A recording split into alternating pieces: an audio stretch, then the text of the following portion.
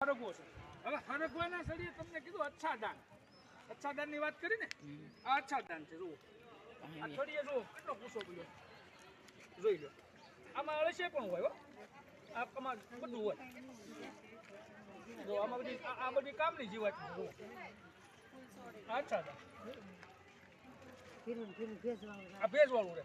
જો અહીં કેટલું ભીનું છે, અહીંયા નથી એટલું આ ભેજવાળું છે. જુઓ આ એને અચ્છાદાન કરેલું છે.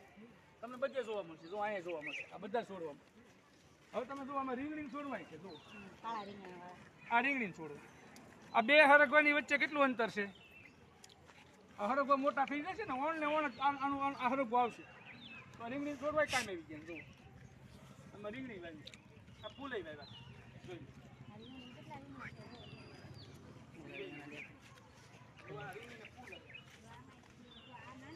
આ કાળા રીંગણા થઈ ગયા.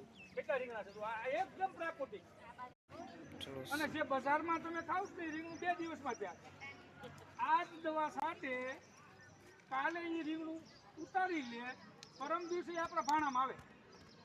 જે દવાથી બનેલું રીંગણું છે એ 3 દિવસે આવે.